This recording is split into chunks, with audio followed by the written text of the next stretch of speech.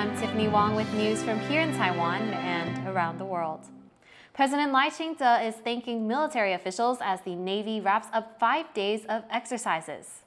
这是验证国军海空警戒、联合反封锁及战力重整等科目的重要演练，也同时执行战损恢复、整补等任务，可以说非常重要。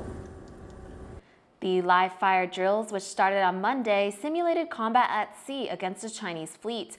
It took place in the Taiwan Strait, where they practiced using aerial assets, laying sea mines, and simulating ship fires.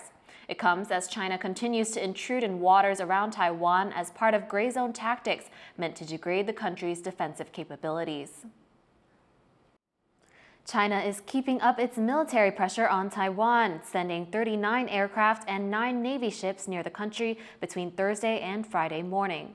Taiwan's defense ministry says a first wave of 18 aircraft entered Taiwan's Air Defense Identification Zone, or ADIZ. 2 of those were drones, while the rest were warplanes. The second wave began on Friday morning, with 17 more entering the ADIZ. Taiwan's ADIZ is not part of the country's airspace, but serves as a defensive buffer. Chinese planes and vessels routinely enter it as part of a gray zone strategy to wear down Taiwan's defenses. The AI company OpenAI recently reported that the Chinese government has used ChatGPT for surveillance and cyber operations, including attempts to target Taiwan's semiconductor sector. To understand what this means for China's influence over AI tools like ChatGPT and how Taiwan can respond, our reporter Alan Liu spoke with Crystal Tu, an information warfare expert at the Institute for National Defense and Security Research. OpenAI recently reported that the Chinese government has used ChatGPT for surveillance and censorship. What risks do you see when an authoritarian regime uses AI tools like that? It's not just only because of the violation of human rights, but the potential to do the actual harm to people's life, as we see in the Chinese targeting the minority Uyghurs. And it's not just about within their countries, but they also utilize this kind of tool to targeting overseas Chinese community. And that is a significant usage in the long-arm controls overseas. So that will be clear violations for the rule of laws and also the violation of human rights in this concept. The report also says that China-linked accounts use ChatGPT to draft phishing emails targeting specifically Taiwan semiconductor sectors. What do you think is the goal behind that?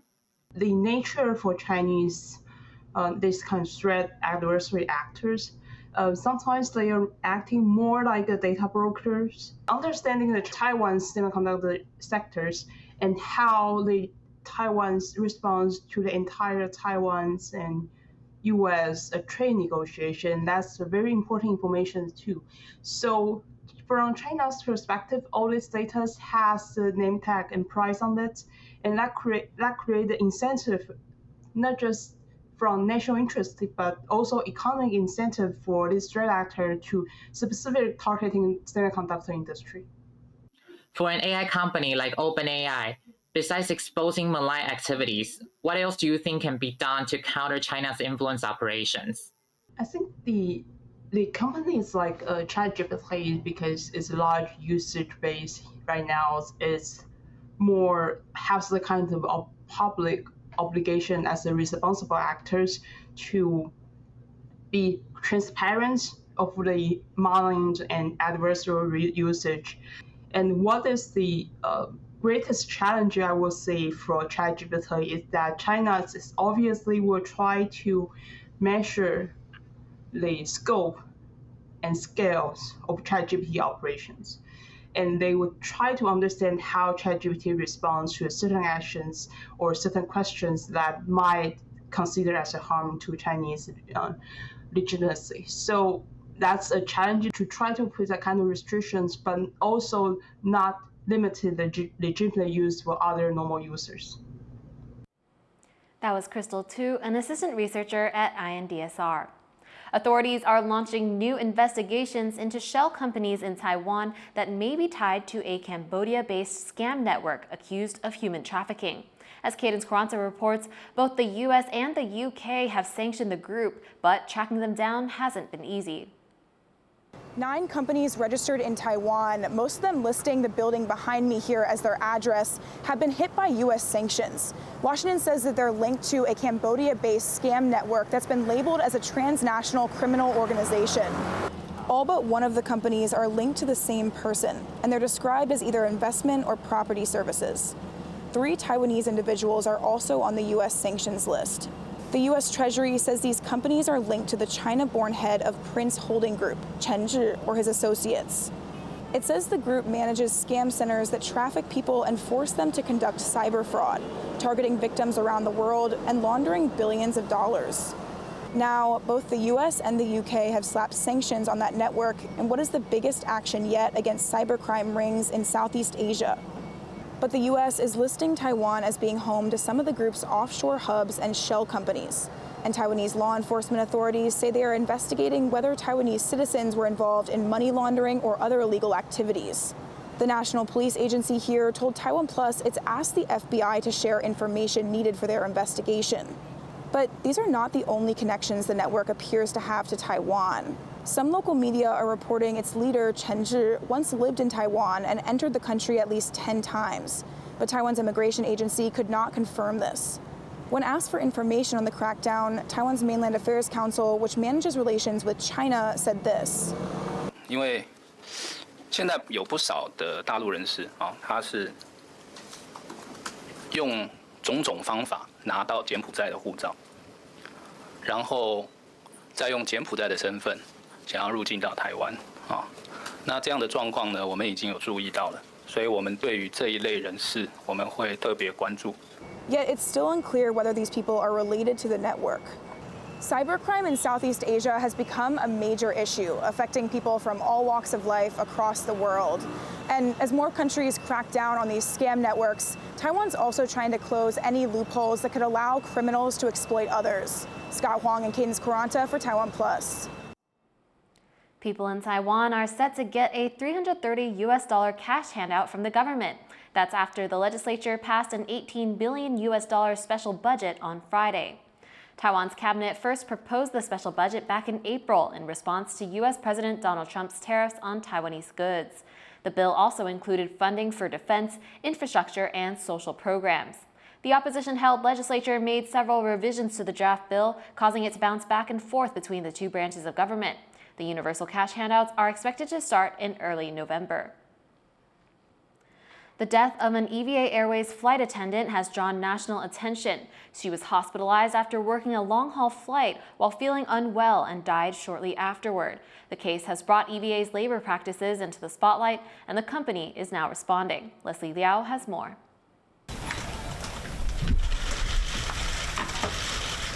A week after one of its flight attendants died from suspected overwork, Taiwan's EVA Airways finally responds.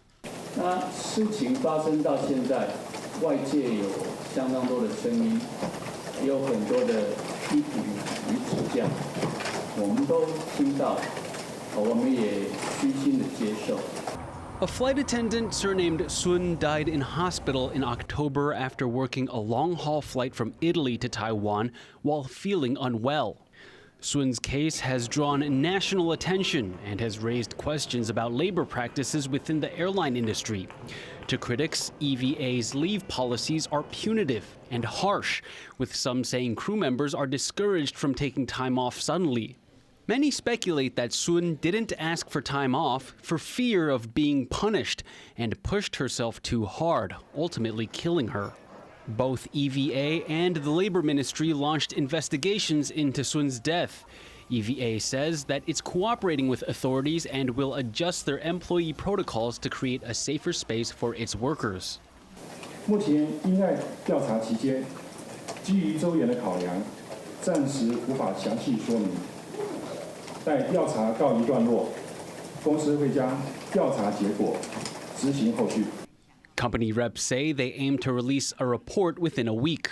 But a union representing EVA flight attendants says that isn't enough. 你们到现在都搞不清楚状况，这件事情不是一个劳资争议，是有一个人他走了，并不是因为工会抗议所以有人走了，是因为有一个人走了，所以台湾的空服员群情激愤。 They're leaving flowers outside of the EVA office in Taipei in Sun's memory, a symbol of their commitment to making sure this never happens again. 事情已经发生了，好好的、真诚的道歉，好好的去承认错误有疏失，好好的去把它改进，有这么困难吗？ This is the first major statement EVA has made in response to Sun's death. While the company is expressing its regrets and its willingness to make changes, for many other airline workers, their words are a hard pill to swallow. Alex Tun and Leslie Liao for TaiwanPlus. Fashion Week has opened in Taipei, and this year, local TV dramas are inspiring the runway with some extra action. Our reporter Sandy Chi went to the opening event to find out more.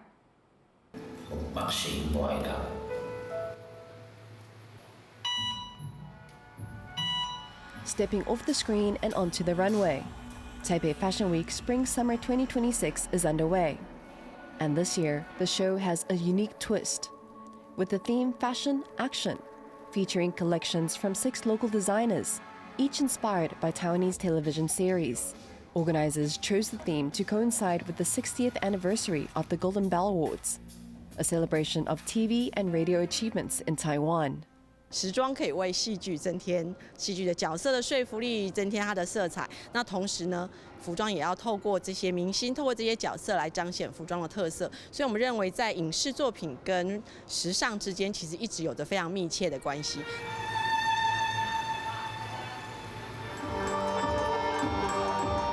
By using the language of fashion to illustrate Taiwan's dramas, including things like characters' temperament, atmosphere, and narrative, designers have brought some iconic scenes to the runway, but they say it's no easy feat.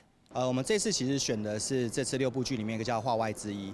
其实一开始，因为要怎么把11集里面的感动变成服装，老实说是蛮大的挑战。但最后我觉得回到我看到，包括我刚刚看到的灰暗感、不对称、不完美，或者是里面有很多让我觉得内心很挣扎的部分，我希望透过服装的一些细节来说故事。 Among the works on display are those of Tony Chen, inspired by the drama The Cleaner, a series about workers who clean up scenes after someone has died.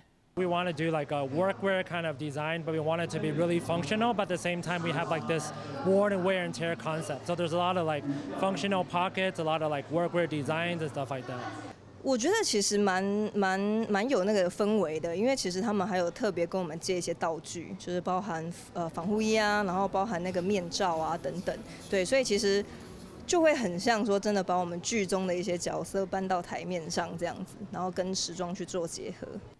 Those at the opening say the combination of drama, music, and design proved a feast for the senses.